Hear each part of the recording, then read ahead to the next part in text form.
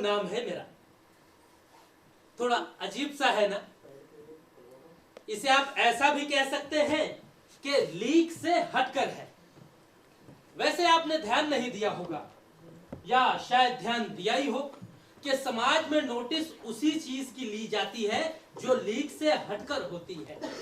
वही काम करने में आनंद आता है जो लीक से हटकर होता है।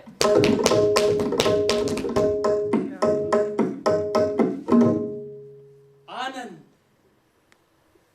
शब्दकोश का सबसे रस भरा शब्द आनंद। ये एक ऐसा पल है, एक ऐसा लम्हा जिसे निर्मित करना होता है। ये बाजार में बिकने वाला कोई गिफ्ट आइटम नहीं। आनंद कष्टों के ढेर में सबसे नीचे दबा रहता है, तकलीफों की भीड़ में सबसे अलग थलग किसी कोने में दुबका खड़ा रहता है, जिसे अपने लिए तलाशना और ढूंढकर अपनी जिंदगी में शामिल कर लेना, यही जीने की कला होती है। मेरे गुरुजी हमेशा कहा करते थे,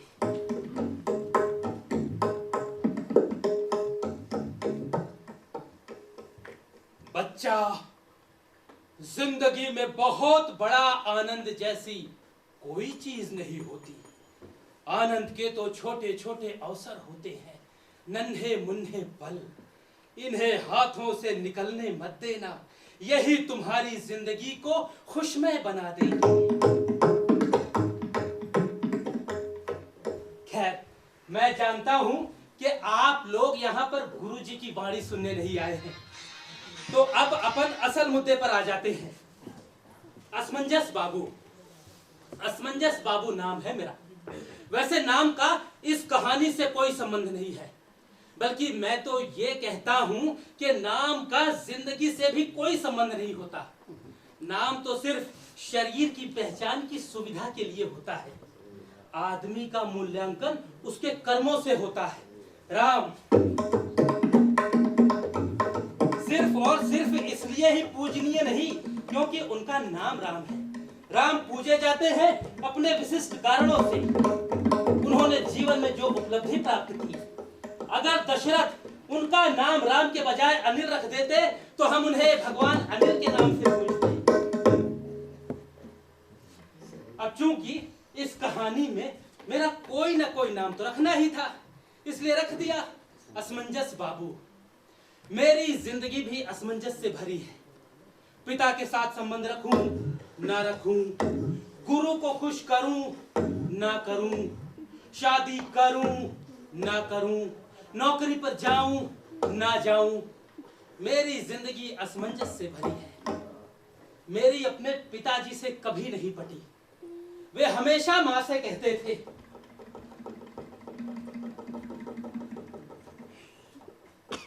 अरे समझा दे अपने लड़के को कि इस घर में रहना है तो मेरे तरीके से रहना होगा।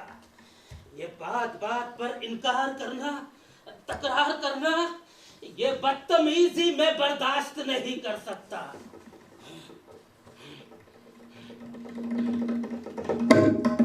अरे समझा दे अपने लाडले को कि मैं उसका बाप हूँ, वो मेरा बाप नहीं। अरे औरों के बच्चों को देखो, है? कितना सम्मान करते हैं अपने बाप का, और एक ये अपना बच्चा है। अरे तूने भी क्या औलाद पैदा की है, छी।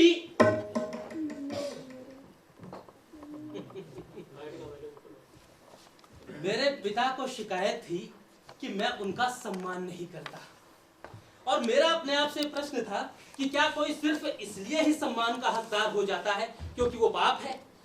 उसने एक बच्चा पैदा किया है। ओए होए होए होए होए होए होए होए होए, लल्ला लल्ला लोरी, दूध की कटोरी, दूध पे बताशा, मुन्ना करे तमाशा। ओए होए होए होए होए। पैड की आवाज खोल दो। क्या बच्चे पैदा करना बहुत बड़ी उपलब्धि है? क्या कुछ गिने चुने दुर्लभ व्यक्ति ही ये काम कर सकते हैं? क्या इसके लिए किसी विशेष योग्यता की जरूरत होती है? क्या बच्चा पैदा करने के लिए बहुत बड़ा त्याग, तपस्या और तालीम की जरूरत होती है? नहीं, बिल्कुल नहीं। अरे ये तो एक विचारहीन क्रिया का परिणाम है। बच्चे तो कीड़े, मकोड़े, पशु, पक्षी सभी पैदा करते हैं। सम्मान की वजह सिर्फ पैदा करना नहीं होता है। अरे सम्मान तो पैदा होने वाले की परवरिश के कारण होता है। लेकिन नहीं, हमने पैदा किया है, इसीलिए हमारा सम्मान करना पड़ेगा। इसीलिए मेरे पिता से कभी नहीं जमी। वो एक आज्ञाकारी पुत्र चाहते थे और मैं एक जिम्मेदार बाप। हम दोनों की चाहत पूरी ना हो सकी। मैं पिताजी का घर छोड़ आया। इस बात को आज कई वर्ष बीत गए हैं, लेकिन आज भी मैं अपने संपर्क में आने वाले हर पिता से कहता हूं, देखिए भाई साहब, आप एक आज्ञाकारी पुत्र की कामना तो कभी मत करना।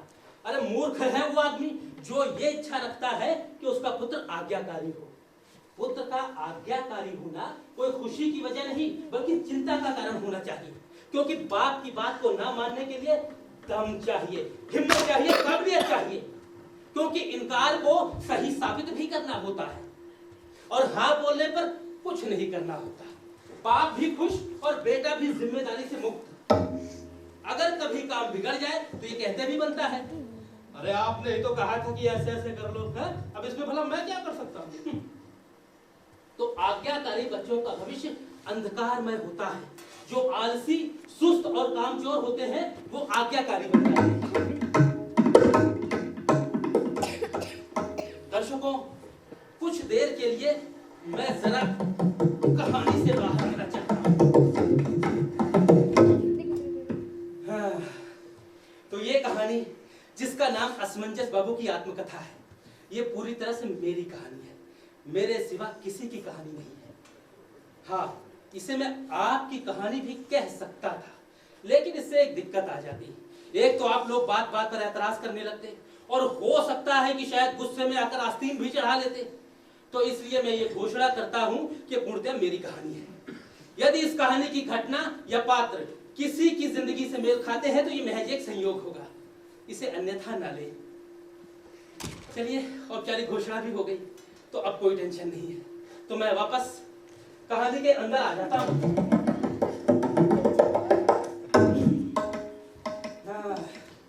तो कहाँ थे अपन? तो कुछ बता रहा था आपको।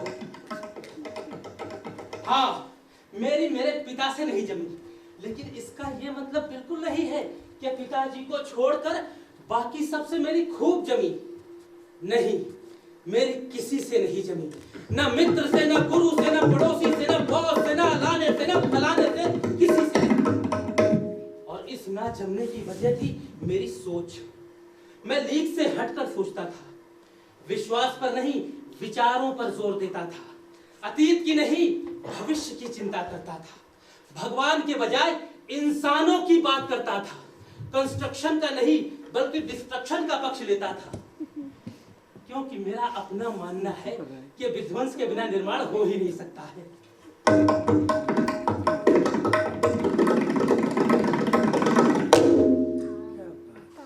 जब तक हम इस टूटे फूटे सड़े गले को नष्ट नहीं कर देते, नए निर्माण का तो प्रश्न ही नहीं बनता है। समाज मेरी बात को समझ नहीं पाया, और जब समाज किसी की बात को समझ नहीं पाता तो उसकी विकलांग बुद्धि, अपाहिज अक्ल एक ही ऐलान करती है, अरे ये तो पगला गया है, बहकी बहकी बातें करता है, मेंटली डिस्टर्ब हो गया है। अपनी बेवकूफी छुपाने के मामले में समाज बहुत अक्लमंद है। धीरे धीरे लोग मुझसे कटने लगे, बचने लगे।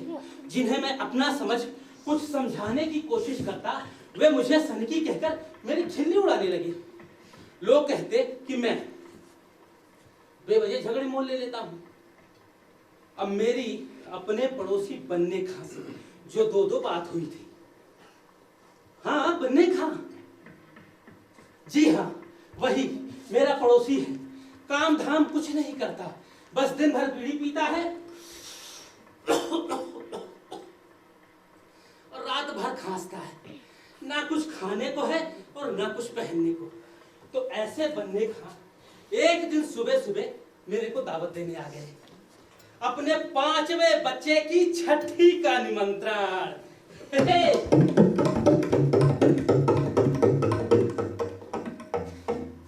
अब आप ही बताइए कि ऐसी स्थिति में किसी भी विचारवान आदमी का दिमाग घुटने में नहीं आ जाएगा। निमंत्रण पाकर मैं तो भड़क गया। मैंने कहा, बन्ने खां, ये क्या 5वां बच्चा? अरे यार, तुम आदमी हो के जानवर हैं? अगर इसी तरह से तुम लोग मुल्क की आबादी में योगदान देते रहोगे तो देश की इकोनॉमी कैसे संभलेगी? क्या तुम्हें महसूस नहीं होता कि 2 आदमियों के बीच में स्पेस कितना कम होता जा रहा है? कितना बड़ा खतरा है ये? कुछ तो सोचो। यदि अनाज से ज्यादा खाने वाले, नौकरी से ज्यादा उम्मीदवार और जमीन की नाप से ज्यादा उसमें बसने वाले पैदा हो जाएंगे तो क्या होगा? क्या होगा? मैं बताता हूं क्या होगा। किसी दुश्मन मुल्क को हमारे देश पर बम गिराने की जरूरत नहीं होगी। हमारी आबादी का विस्फोट ही हमारी बर्बादी के लिए काफी होगा। तो सरकार चिल्लाए जा रही है परिवार नियोजन, परिवार नियोजन, और तुम हो ये परिवार विस्तार मिशन चलाए हुए। तुम जैसे लोगों पर तो देशद्रोह का मुकदमा कर देना चाहिए। ऐसे लोगों की गिरफ्तारी के लिए गैर जमानती वारंट जारी हो, ताकि जहां दिखे पकड़कर जेल में डाल दो, नहीं तो एक बच्चा और पैदा कर दोगे।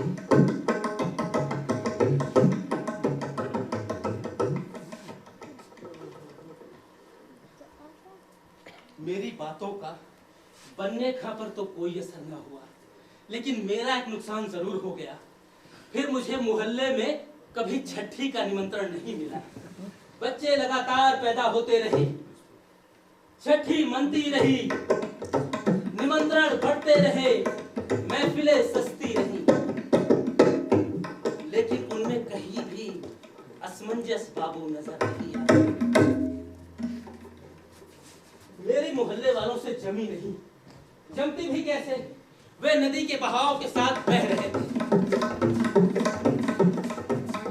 और मैं धारा के विपरीत तैर रहा था। नतीजा ये निकला कि मैं मोहल्ले में सबसे अलग थलग, एकदम अकेला पड़ गया। अकेला हो जाना तकलीफदायक होता होगा औरों के लिए। मेरे को चैन था, इत्मीनान था, क्योंकि मैंने फैज के उस कॉल को निभाया था जिसमें उन्होंने फरमाया है, हर संजीदा लिखने वाला और कहने वाला अपना कमिटमेंट रखता है, उसे अपनी जिम्मेदारी निभानी चाहिए। किसी खौफ की वजह से अपनी राय बदलनी नहीं चाहिए। चंद टकों के एवज में अपना नजरिया नहीं बेचना चाहिए। बढ़ती हुई जनसंख्या के जिम्मेदार लोगों के खिलाफ मैंने अपना मोर्चा खोले रखा। एक मौके पर तो मौजूद लोगों के सामने मैंने बेखौफ साफ साफ कहा था,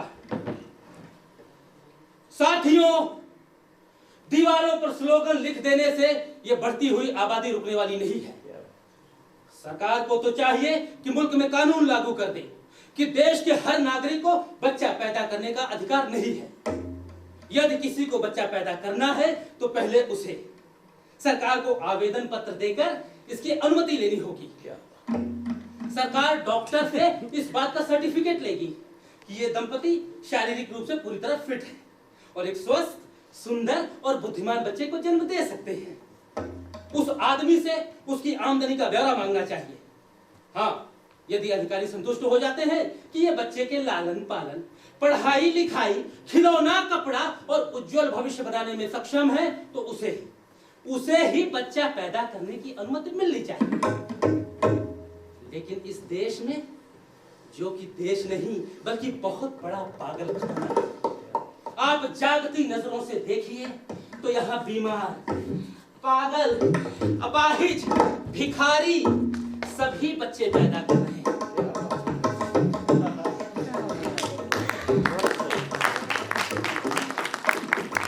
अरे ये बच्चे मुल्क के किस काम आएंगे सिवाय भीड़ बनने के? ये बच्चे पैदा होकर बीमारी, बेकारी और भूखमरी के सिवा कुछ नहीं दे सकते। आगे चलकर ये बीमार नस्ल शक्तिहीन मजदूरों में तब्दील हो जाएगी।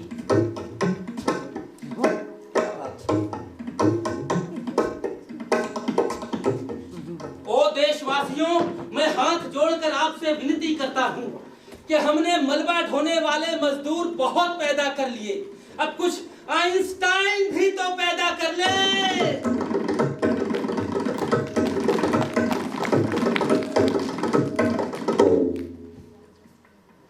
मैं लगातार बोलता गया, लेकिन किसी ने सुना नहीं। सही कहने वालों को अनसुना करना तो इस मुल्क का बड़ा पुराना रिवाज है। राम, कृष्ण, गुरु नानक जैसी हस्तियों ने कितना बोला, लेकिन लोगों ने उनकी नहीं सुनी। तो फिर ऐसे देश में मेरा बोलना क्या मायने रखता है? आखिर यहाँ असमंजस बाबू की हैसियत ही क्या है? सही बातों की यहाँ ढंग से मार्केटिंग नहीं हो पाती और फिजूल बातें बड़े प्रभावशाली ढंग से प्रस्तुत की जाती है। वजह है संगठन की ताकत। अच्छे आदमी यहाँ अकेले हैं और बुरे आदमी संगठित। इसीलिए और सिर्फ इसीलिए जीसस को सूली पर लटकना पड़ा, हुसैन को गर्दन कटानी पड़ी और सुकरात को जहर पीना पड़ा।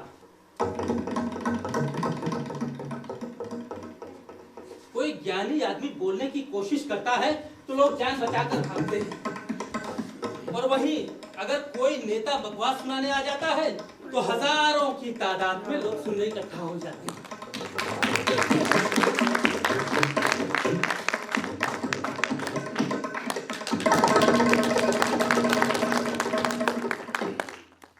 क्या बदतमीजी है ये? खैर, तो आपके ये असमंजस बाबू चाहते थे कि ये समाज सुधर जाए, और ये समाज चाहता था कि असमंजस बाबू सुधर जाए। बड़े लंबे समय तक ये रस्साकसी चलती रही।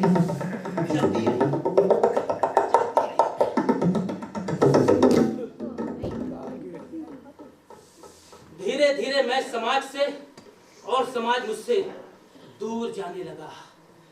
मुझे समाज का हर आदमी पागल नजर आने लगा, जो अनाप शनाप बके जा रहा था, उल्टे सीधे नियम बना रहा था, ऊल जलूल वक्तव्य दिए जा रहा था।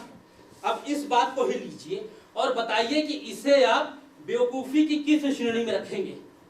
कि यहाँ गुलशन नंदा का उपन्यास तो हिंदू और मुसलमान सभी पढ़ सकते हैं, लेकिन गीता सिर्फ हिंदू पढ़ेगा, कुरान सिर्फ मुसलमान पढ़ेंगे। इतने सालों से मुस्लिम युवक को गीता के ज्ञान से वंचित रखा, हिंदू नौजवानों को कुरान की अच्छाइयों से महरूम रखा गया। अब इस नुकसान की भरपाई कौन मौलवी या पंडित करेगा? क्या इन पर क्षतिपूर्ति का मुकदमा नहीं चलना चाहिए? अरे सरकार को तो चाहिए कि सरकार सरकार शब्दकोश का सबसे पाखंडी शब्द, सबसे हरामी अल्फाज। अरे सरकार मौलवी और पंडितों पर क्या रोक लगाएगी? उसने तो खुद हिंदू कोड और मुस्लिम कोड बना रखा है। ये मुस्लिम कोड है भैया, हिंदुओं पर लागू नहीं होगा, और ये हिंदू कोड है, मुसलमानों पर लागू नहीं होगा। तो भाई मैं कहता हूँ कि यदि कानून में अच्छाई है तो सभी पर लागू हो, और यदि खराबी है तो किसी पर भी क्यों लागू हो? हिंदू और मुसलमान, लोग इसे धर्म कहते हैं। मैं कहता था ये मृत चट्टाने हैं। सच्ची धार्मिकता को ग्रंथों, मंदिरों, मस्जिदों और पोपों की जरूरत नहीं होती है। इंसान ने अपने आप को धोखा देने के लिए हजारों तरकीबें ईजाद कर दी हैं। उन्हीं तरकीबों को धर्म बोलते हैं।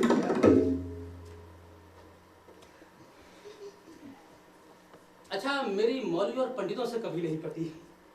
पंडित जी हमेशा मेरे से नाराज रहते थे, क्योंकि मैं खुलेआम कहता था, अरे अब बनाई होगी दुनिया ईश्वर ने, लेकिन इसे चला तो शैतान रहा है। अब ये तो अच्छा है कि ईश्वर को सिर्फ महसूस किया जा सकता है, यदि उसे देखा जा सकता तो कब की उसकी हत्या कर दी गई। और मौलवी साहब, या अल्लाह, मेरे को देखते ही लाहौल पढ़ने लगते थे। बात दरअसल ये थी कि जिन दिनों मैं मुस्लिम बस्ती में रहा करता था, खुदा की कसम मोहल्ले के लड़कों से बहुत परेशान था। जब देखो नारे तकबीर करते हुए नंगी तलवार लेकर दौड़ने लगते। एक दिन मैंने कलीमुद्दीन को रोककर पूछ लिया, अरे भाई ऐसी कौन सी आफत आ गई है कि नंगी तलवार लिए भागे जा रहे हो? कलीमुद्दीन बोला, ये वक्त बहस करने का नहीं है बल्कि जिहाद करने का है। इस्लाम खतरे में है, मुसीबत में है। मैंने कहा, क्यों भैया? हैं? ये तुम्हारा ऐसा कैसा मजहब है जो हर चौथे दिन मुसीबत में आ जाता है? अरे ऐसे कमजोर मजहब को तो दूर से ही सलाम कर। अरे पगले, मजहब आदमी को संभालता है, आदमी मजहब को नहीं।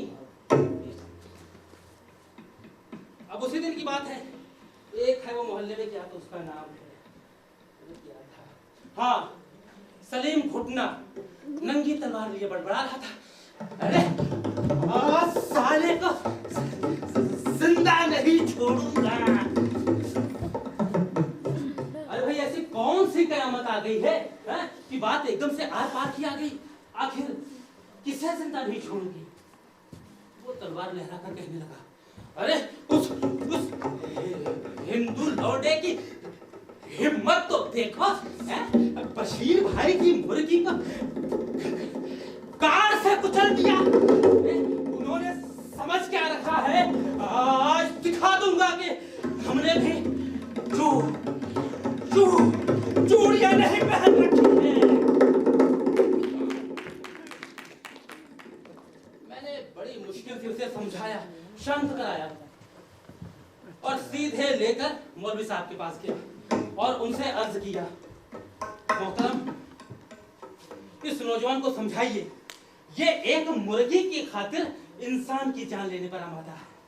अब क्या मुर्गी इतनी कीमती हो गई और आदमी इतना सस्ता, और आज अचानक मुर्गी पर इतना प्यार क्यों उमड़ आया है? वरना कल तक तो खुद उसे फ्राई करके खाता था। मौलवी साहब ने उसके सिर पर हाथ फेरते हुए कहा, अरे बेटा, ये मैं क्या सुन रहा हूँ? ना ना ना, ये बिल्कुल ठीक बात नहीं है भाई। अरे मैं तो ये चाहता हूँ कि तुम एक सच्चे मुसलमान बनो, पक्के मुसलमान बनो। मौलवी साहब की बात सुनकर मैं तो दंग रह गया। मैंने कहा, अरे मौलवी साहब, ये आप क्या दुआ दे रहे हैं? अगर कच्चा मुसलमान इतना खतरनाक होता है तो पक्का कैसा होगा?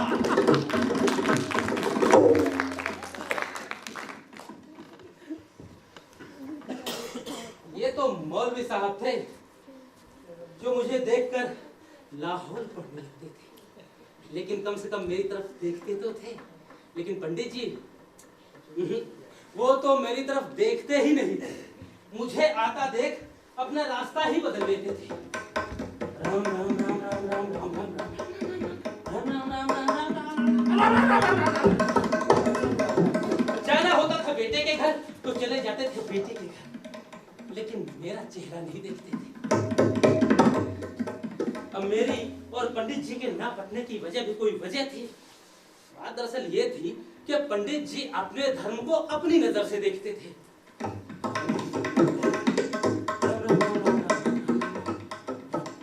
यहाँ तक तो ठीक था। समाज को तकलीफ ये पैदा हो गई कि उनके इस धर्म को मैं अपनी नजर से देखने लगा था। अब मुझे किसी के हिंदू होने या मुसलमान होने पर कोई एतराज नहीं है, मुझे एतराज है वेशभूषा पर, ड्रेस पर, यूनिफॉर्म पर।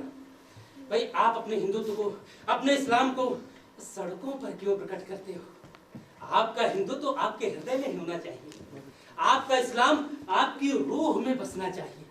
लेकिन बाजार, दफ्तर और बागीचों में आपको सिर्फ एक नागरिक नजर आना चाहिए। अपने देश विभाजन के, इसके एक हिस्से के अलग होकर पाकिस्तान बन जाने के, जो भी बहुत से कारण रहे हों, मेरे ख्याल से उनमें से एक कारण वेशभूषा भी था, क्योंकि जिन्ना उतने मुसलमान नहीं दिखते थे जितना कि गांधी जी हिंदू नजर आते थे। बस मेरा ऐसा बोलना ही मेरे लिए श्राप साबित हुआ। समाज में रहने के लिए झूठ बोलना जरूरी है। झूठ की ये सच्चाई भाई मेरी समझ में तो नहीं आई। मैं सच बोलकर पिछड़ गया और दूसरे झूठ बोलकर ऊंचाइयों पर पहुंच गए।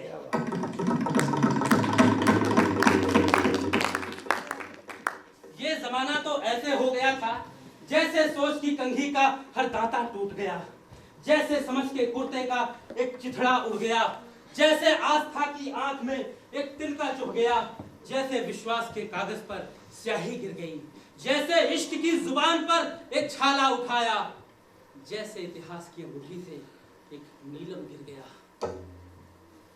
लगता था मुल्क के अच्छे वक्त को इब्लीस ने निगल लिया है। मेरा कृषि प्रधान देश,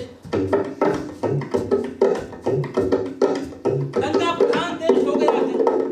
दंगे हर साल त्योहारों की तरह समय समय पर मनाए जाने लगे हैं। हर साल यहाँ दंगे होते हैं, एकता समिति गठित होती है, शांति की अपील की जाती है और फिर बड़े पैमाने पर गुंडों की गिरफ्तारी होती है। लेकिन दंगे नहीं होते और इन गुंडों को पकड़ने से ये दंगे बंद होंगे भी नहीं।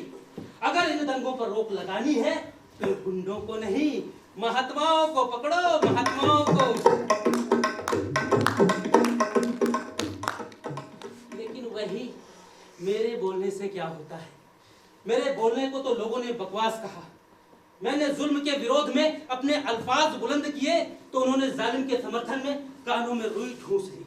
हर सभा समिति ने मेरा बहिष्कार कर दिया। घोषित कर दिया गया कि यह शख्स पूरी तरह से नक्का है। जमाने ने मुझे पूरी तरह से खारिज कर दिया।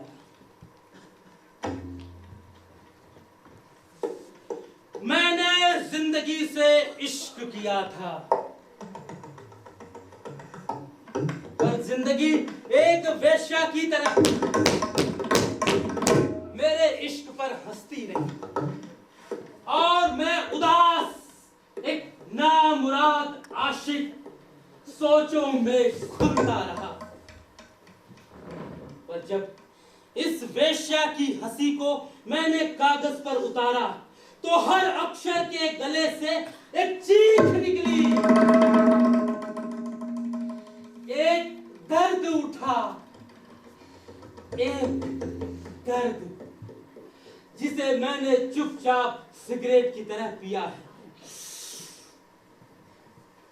कुछ नज़्में हैं जो सिगरेट से मैंने राख की तरह झाड़ी है।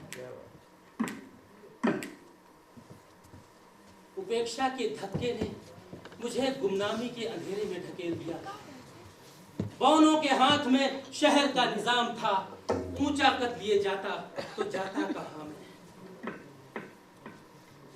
जिंदगी के इस मुकाम पर अचानक महसूस हुआ कि यहाँ सुनने वाला कौन है जो मैं इतना बोलता हूँ।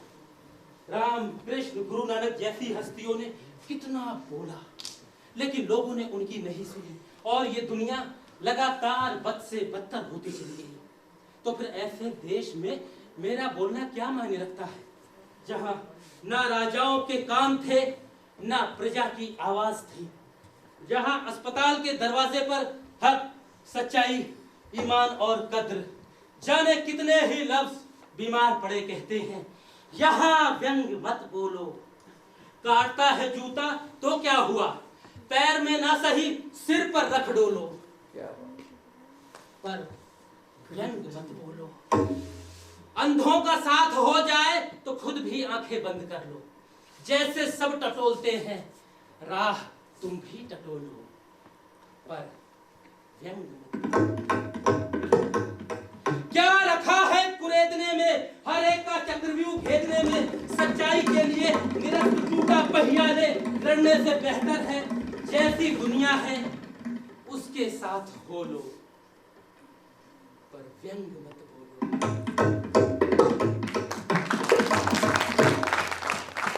कहते हैं समय आता है तो सबसे पहले बुद्धि भ्रष्ट हो जाती है, मजबूत इरादे वाले भी बहक जाते हैं, विनाश का दरवाजा मृत आंखों की तरह खुला रहता है।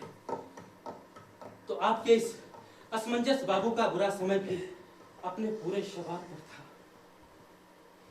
मैं समाज की मुख्य धारा से कट गया था। ये तो ईश्वर की असीम कृपा थी कि अंतिम निर्णय के वक्त मेरा विवेक लौट आया, वरना मैं तो किसी को मुंह दिखाने के काबिल भी नहीं होता। आप जानते हैं, गहरे अंधकार में एक कुत्ते ने मुझे राह दिखाई थी। दर्शकों, यहाँ से असमंजस बाबू की कहानी में एक नया मोड़ आएगा, जिसे आप टर्निंग पॉइंट भी कह सकते हैं।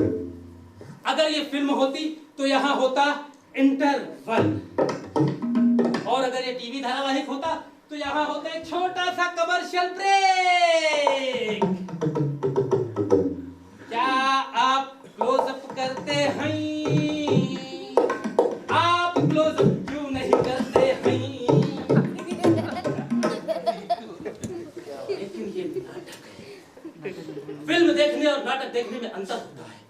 नाटक देखने के लिए आपके अंदर श्रद्धा होनी चाहिए, और फिल्म देखने के लिए श्रद्धा की जरूरत नहीं, आपके पास अक्ल होनी चाहिए। और टीवी धारावाहिक देखने के लिए ना श्रद्धा की जरूरत है ना अक्ल की, बस आपके पास आंखें होनी चाहिए, आंखें।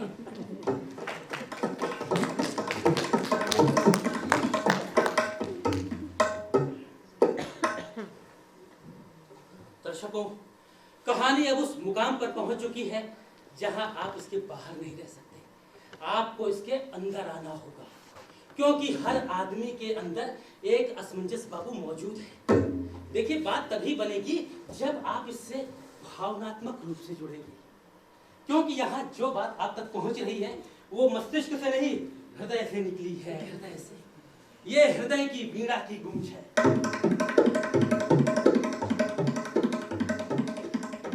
इसे देख तुम्हारे दिल के तार छू जाएं, तुम भी बज उठो।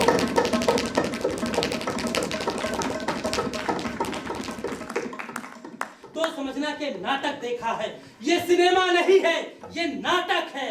इसके एक एक दृश्य को पीना होता है, चुस्की चुस्की डूबना होता है, मदमस्त होना होता है, ढूंढना होता है अपने आप।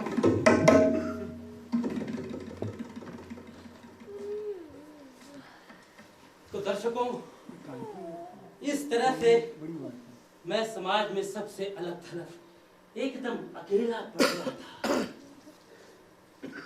इंसान की जिंदगी में अकेलेपन से बुरा कोई समय नहीं होता।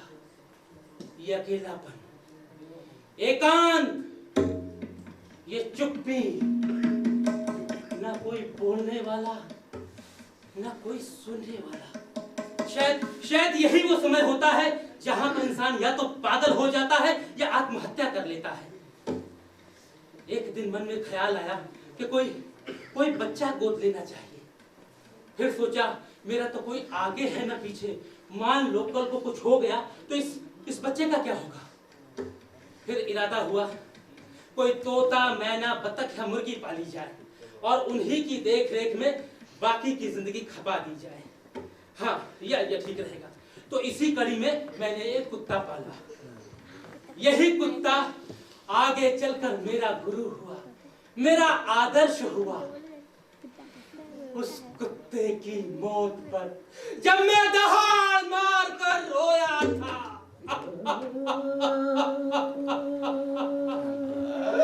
मान सम्मान के साथ उसका अंतिम क्रियाकर्म किया था, तब पहली बार ऐसा हुआ था कि असमंजस बाबू पर कोई हंसा नहीं था, किसी ने खिल्ली नहीं उड़ाई, किसी ने व्यंग नहीं किया। अब इस बात पर आया जाए कि वो कुत्ता मेरे पास आया कैसे। बात दरअसल ये हुई कि मैं अपने अकेलेपन से परेशान, गुमसुम, उदास पार्क के एक कोने में जहां अच्छा खासा अंधेरा था, चुपचाप बैठा हुआ था। तभी वहां कुछ आहट हुई। मैंने देखा तो एक आकृति सी हिलती नजर आई। मैंने पूछा, कौन है वहां? मैं हूं बाबूजी। क्या चाहिए? ये कुत्ता खरीद लो बाबूजी।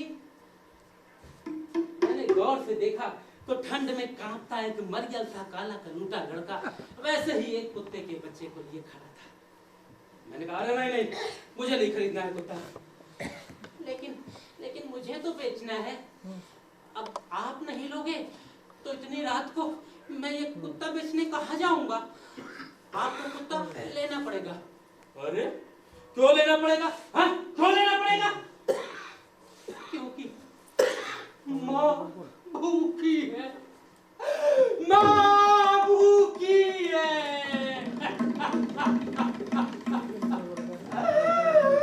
माँ भूखी है।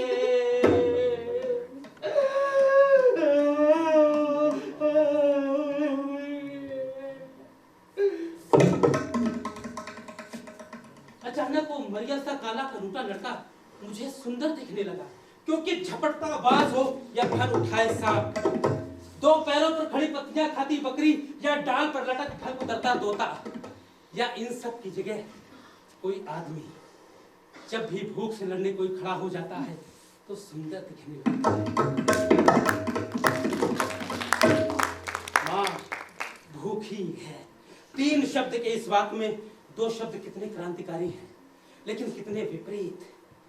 माँ एक शब्द में लिखा गया महाग्रंथ, शब्दकोश का सबसे सुंदर शब्द, और भूख शब्दकोश का सबसे डरावना अल्फाज। जीवन में माँ भी है और भूख भी है। सच, जिंदगी की टॉर्च दोनों तरफ से जलती है। माँ भूखी है। उसकी याचना ने इतना पीड़ित किया कि मैं बिना देखे विचारे ही उस मरियल से आकर्षणहीन कुत्ते को खरीदने के लिए तैयार हो गया। जेब में हाथ डाला, जितने भी पैसे थे बिना गिने उस पुत्र के हाथ में दे दिया। पैसा पाते ही वो घोड़े की सी तेज गति से भागा।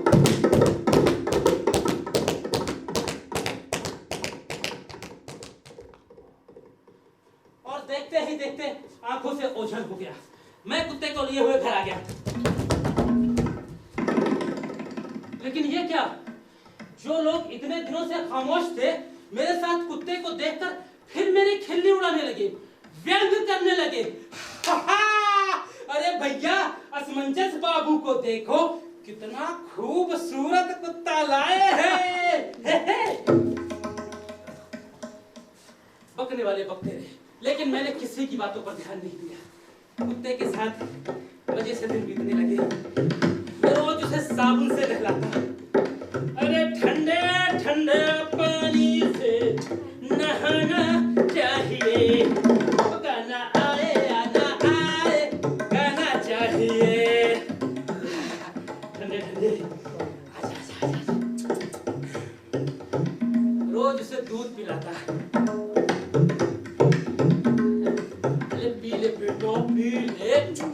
पी ले, तू मेरा मुन्ना, तू मेरा लल्ला, तू मेरी आंखों का तारा है, तू मेरा राज दुलारा। सुबह शाम उसे घुमाने ले जाता। आजा। अरे शाबाश, जियो मेरे शेर। धीरे धीरे कुत्ते को भी मेरे साथ नहीं, बल्कि मुझे भी कुत्ते के साथ मजा आने लगा था। वो मेरे इशारे समझ जाता। मैं उसके इरादे समझ जाता। खूब जमती जब मिल बैठते दीवाने दो।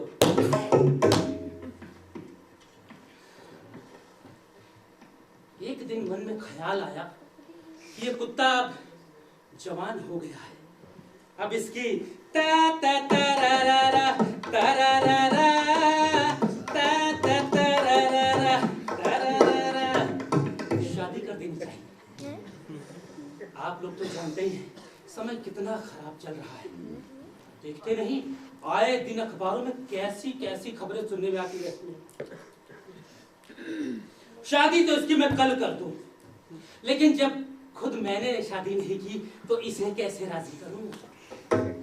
हालांकि मैं शादी का विरोधी नहीं हूं, लेकिन मेरा मानना है कि जिससे हम प्रेम नहीं करते उससे शादी कैसे कर सकते हैं?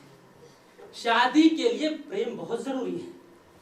बिना प्रेम की शादी तो प्लास्टिक के फूल की तरह है, जिसमें रंग तो है लेकिन खुशबू नहीं। दुनिया में प्रेम से बड़ी कोई क्रांति नहीं है। जिसने जिंदगी में प्यार नहीं किया, समझो वो जिंदा तो रहा पर जिया नहीं। प्रेम वो शक्कर है जिससे जीवन नमकीन हो जाता है। प्रेम एक इंद्रधनुष है जिसमें राम से लेकर काम तक सभी रंग मौजूद हैं। कुछ लोगों ने कहा, अम्मा मियाँ पहले शादी तो कर लियो, हैं? और बीवी से खुद ब खुद प्रेम हो जाएगा। बड़ी बेहुदा बात है ये, हैं? भाई मैं कहता हूं कि पहले प्रेम करो और फिर शादी करना, और वो कहते हैं कि पहले शादी करो फिर प्रेम करना। अब ये तो वही बात हो गई कि मैं कहता हूं कि कपड़े पहन करके तब महफिल में जाओ, और वो कहते हैं कि महफिल में जा करके कपड़े पहन लो। खैर, तो मैंने तय कर लिया कि मैं बड़े धूमधाम के साथ अपने कुत्ते का ब्याह रचाऊंगा। लेकिन अफसोस मेरी ये चाहत पूरी ना हो सकी। मैं उसका ब्याह रचाता इससे पहले ही वो हमेशा हमेशा के लिए दुनिया से, लोग उसे असमंजस बाबू का कुत्ता कहते थे, लेकिन मैं कहता था वो मेरा कुत्ता नहीं, मेरा गुरु था, मेरा आदर्श था। वो मेरा गुरु कैसे हो गया? बात दरअसल ये हुई कि एक दिन मैं टेलीविजन पर चार्ली चैपलिन की फिल्म देख रहा था। अच्छा, कुत्ता भी वहीं पास में बैठा टीवी देख रहा था। अचानक चार्ली चैपलिन की स्टाइल देखो कुत्ता, जी हाँ, आप विश्वास करिए वो जो कि एक कुत्ता था खिलखिलाकर हंस पड़ा, हंसते हंसते लोटपोट हो गया।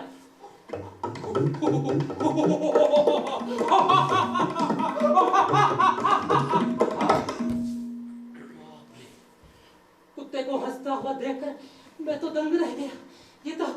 ये तो हंसने वाला कुत्ता है। ये तो दुनिया का पहला ऐसा कुत्ता है जो हंस सकता है। मैं खुशी से झूम उठा, मेरे पास हंसने वाला कुत्ता है, मेरे पास हंसने वाला कुत्ता है। मैं भागा भागा बाहर गया और आस पड़ोस के लोगों को बुला लाया। देखो देखो, मेरा कुत्ता हंस सकता है, मेरा कुत्ता हंस सकता है।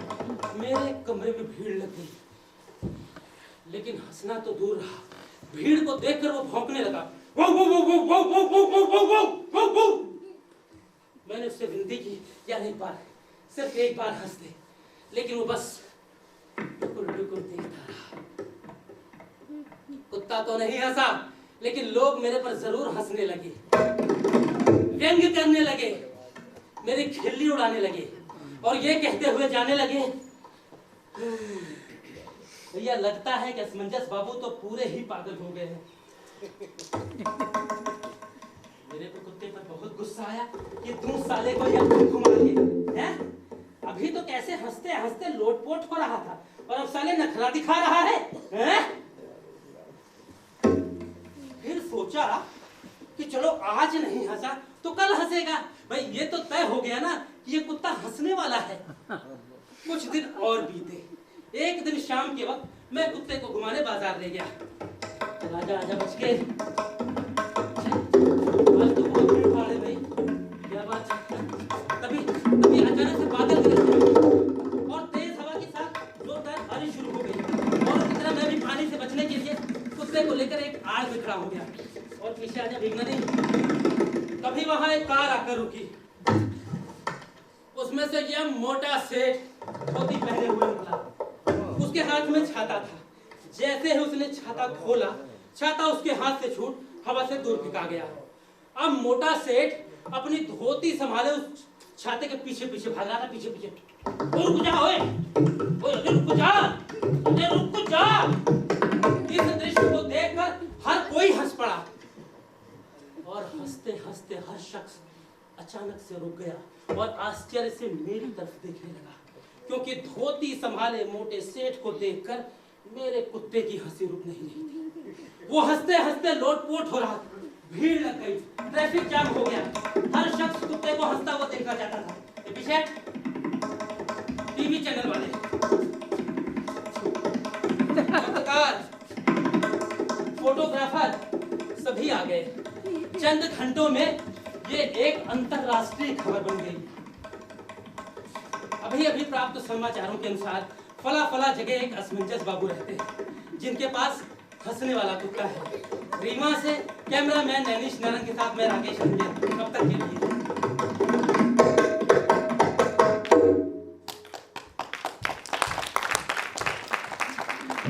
जिसे मैं एक मामूली सा कुत्ता समझता था, उसने मुझे अंतरराष्ट्रीय पहचान दी। मैं उसे और भी प्यार करने लगा। मेरा स्नेह इस हद तक बढ़ा कि जब मैं उसे घुमाने ले जाता तो लोग कहते, क्या असमंजस बाबू, बेटे को घुमाने ले जा रहे हो? ठीक है, keep it up। और जब वो किसी को देखकर बुला देता तो लोग कहते, क्यों बे साले, बाप के साथ है तो ताव दिखा रहा है। सब कुछ बहुत अच्छा चल रहा था कि अचानक एक दिन बहुत कुछ बुरा हो गया। अच्छे दिनों के घेरे में ना जाने कहां से चुपके से दबे पांव एक बुरा दिन भी घुस आया और मुझे पता ही नहीं चला। कहते हैं ना कि जब बुरा वक्त आता है तो सबसे पहले बुद्धि भ्रष्ट हो जाती है।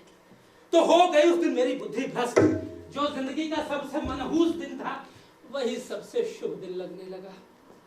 सुबह सुबह पुराने परिचित एक विदेशी मेहमान को लेकर घर आ गए और परिचय कराकर कहने लगे,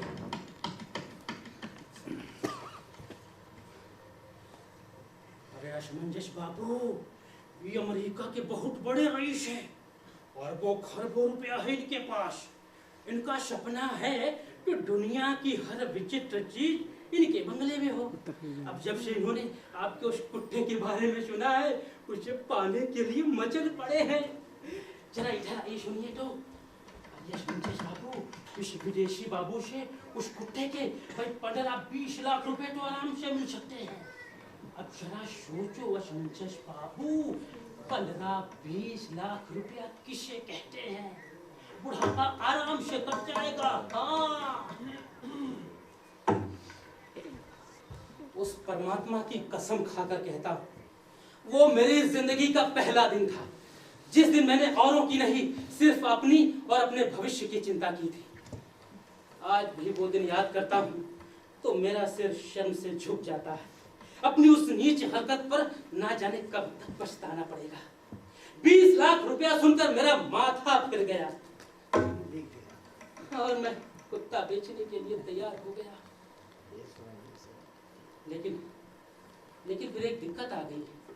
खरीदार कुत्ते को हंसता हुआ देखना चाहता था और उसे हंसाना मेरी जिम्मेदारी थी। मैंने उसे हंसाने की बहुत कोशिश की, आड़ा तिरछा मुंह बनाया, ऊटपटांग हरकतें की, हंसते हंसते हंसते हंसते हंसते हंसते हंसते हंसते कुत्ते के सामने बंदर बना, गधा बना, घोड़ा बना, लेकिन कुत्ता नहीं हंसा तो नहीं हंसा। मैं गुस्से में बेकाबू हो गया और घूर कर देखा तो उसकी आंखों में एक अदालत थी, एक काली चमक, जैसे कोई वकील उसके भीतर जिरह कर रहा हो, जिसे सिर्फ सवालों का अनुमान ही नहीं बल्कि उसके जवाब भी मालूम हो। मैंने उससे विनती की, मेरे बाप, एक बार, सिर्फ एक बार हंस दे। लेकिन कुत्ता नहीं हंसा तो नहीं हंसा। तो क्या सौदा कैंसिल हो जाएगा? रुपया नहीं मिलेगा? लेकिन नहीं, ऐसा नहीं हुआ। खरीदार बिना आजमाए ही कुत्ता खरीदने के लिए तैयार हो गया। उसका कहना था, ओ ठीक है, अगर आज इसका हंसने का मन नहीं है तो कोई बात नहीं। ये तो तय है कि ये कुत्ता हंसने वाला है, हम इसे खरीदने के लिए तैयार हैं। ये रहा आपका चेक, असमंजस बाबू, 20 लाख।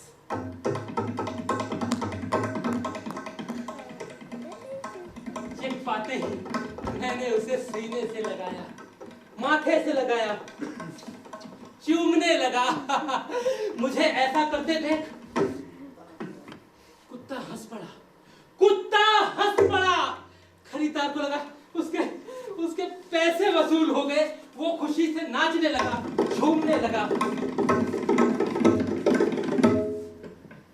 लेकिन मुझे क्या हो गया? मुझे काटो तो खून नहीं, मेरा सारा शरीर सुन्न पड़ गया। क्योंकि ये बात सिर्फ मैं जानता था कि ये कुत्ता तभी हंसता है जब हंसने की कोई वजह हो। बेवजह ये कभी नहीं हंसता। आज ये मुझ पर हंस रहा था, इंसानियत पर हंस रहा था, आदमियत पर हंस रहा था। मैं असमंजस बाबू, जो खुद को प्रगतिशील विचारों वाला मानता था, लीग से हटकर सोचता था, समाज को एक नई दिशा देना चाहता था, चंद रुपयों के लिए ऐसा गिरा कि उसकी हरकत पर कुत्ता भी हंसने लगा। छी छी छी, थू। नहीं, चंद रुपयों की खातिर मैं समूची मानवता को इतना कलंकित नहीं कर सकता कि इंसानियत और मानवता पर कुत्ते भी हंसने लगे। मैंने उस चेक के टुकड़े टुकड़े कर दिए और हाथ जोड़ माफी मांग कहने लगा, मैं कुत्ता नहीं बेच सकता, मैं कुत्ता नहीं बेच सकता, मैं